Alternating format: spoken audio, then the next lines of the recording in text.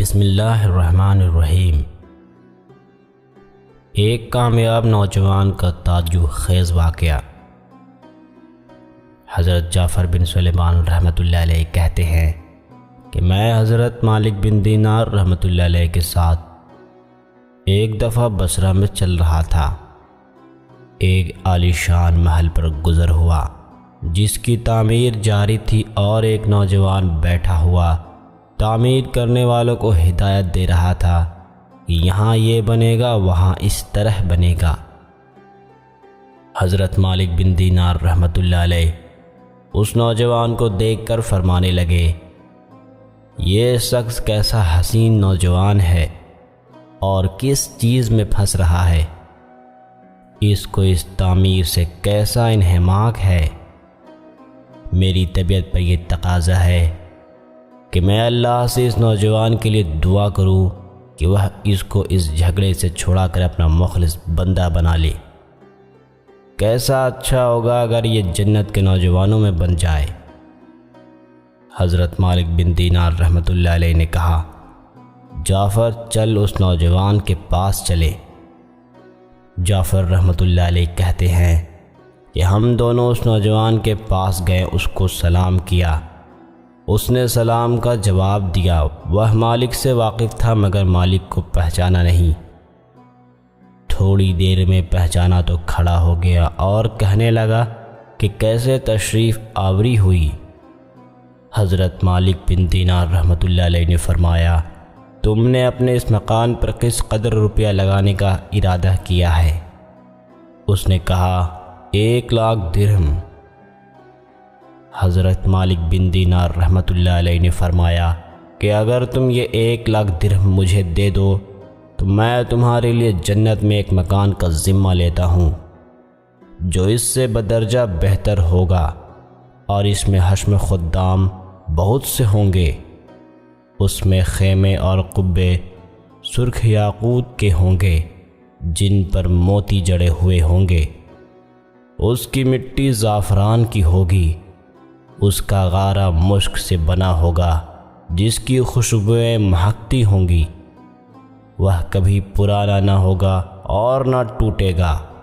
اس کو معمار نہیں بنائیں گے بلکہ حق تعالیٰ کے مرکن سے تیار ہوگا۔ اس نوجوان نے کہا، مجھے سوچنے کے لیے آج رات کی مہلت دیجیے، کل صبح آپ تشریف لائیے تو میں اس کے متعلق اپنی رائے عرض کروں گا۔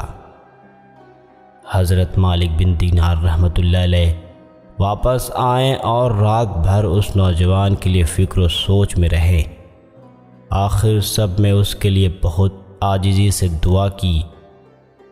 جب صبح ہوئی ہم دونوں اس کے مکان پر گئے۔ وہ نوجوان دروازے سے باہر ہی انتظار میں بیٹھا تھا، اور جب حضرت مالک رحمۃ اللہ علیہ کو دیکھا تو بہت خوش ہوا۔ حضرت مالک بن دینار رحمۃ اللہ علیہ نے فرمایا، تمہاری کل کی بات میں کیا رائے رہی؟ اس نوجوان نے کہا کہ آپ اس چیز کو پورا کریں گے جس کا کل آپ نے وعدہ فرمایا تھا۔ حضرت مالک رحمۃ اللہ علیہ نے فرمایا، ضرور۔ پھر اس نے درہم کے توڑے سامنے لا کر رکھ دیے اور دوات قلم لا کر رکھ دیا۔ حضرت مالک رحمۃ اللہ علیہ نے ایک پرچہ لکھا جس میں بسم اللہ کے بعد لکھا کہ یہ اقرار نامہ ہے کہ مالک بن دینار نے فلاں شخص سے اس کا ذمہ لیا ہے کہ اس کے لیے اس محل کے بدلے میں حق تعالیٰ کی یہاں اس کو ایسا محل جس کی صفت اوپر بیان کی گئی ملے گا، اس سے بھی کہیں زیادہ عمدہ اور بہتر جو عمدہ حق تعالیٰ کے قریب ہوگا۔ یہ پرچہ لکھ کر اس کے حوالے کر دیا اور 1,00,000 درہم اس سے لے کر چلے آئے۔ جعفر رحمۃ اللہ علیہ فرماتے ہیں کہ شام کو حضرت مالک بن دینار رحمۃ اللہ علیہ کے پاس اس میں سے اتنا بھی باقی نہ تھا کہ ایک وقت کے کھانے کا انتظام ہو سکے۔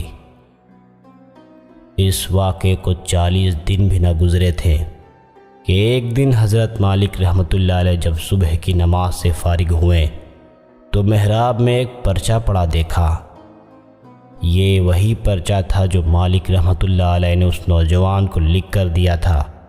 اور اس کے پشت پر بغیر روشنائی کے لکھا ہوا تھا کہ یہ اللہ کی طرف سے مالک بن دینار رحمۃ اللہ علیہ کا ذمے کی برایت ہے۔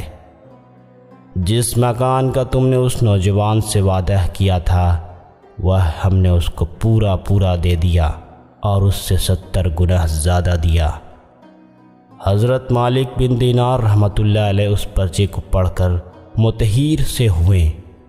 اس کے بعد ہم اس نوجوان کے مکان پر گئے تو وہاں مکان پر سیاہی کا نشان تھا اور رونے کی آوازیں آ رہی تھیں۔ ہم نے پوچھا تو معلوم ہوا کہ اس نوجوان کا گزشتہ کل انتقال ہو گیا ہے۔ پھر ہم نے پوچھا کہ اس کا غسل میت کس نے دیا تھا؟ اس کو بلایا گیا۔ ہم نے اس سے اس کے نہلانے اور دفنانے کی کیفیت پوچھی۔ اس نے کہا اس نوجوان نے مرنے سے پہلے ایک پرچہ دیا اور کہا تھا کہ جب تو مجھے نہلا کر کفن پہنائے تو یہ پرچہ اس میں رکھ دینا۔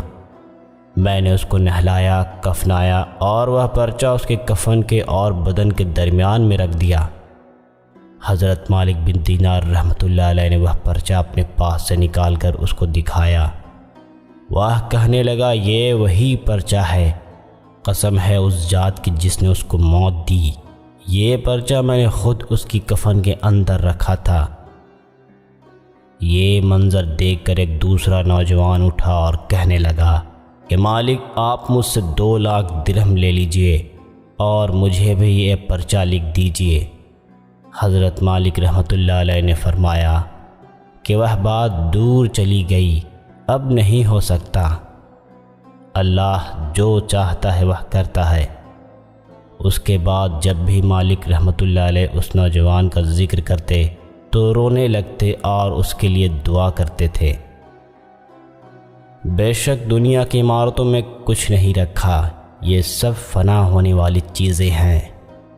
عقل مندی ہے کہ انسان اپنے لیے عمارت اس جگہ جنت میں بنائے جہاں تعمیر ہمیشہ رہے گی۔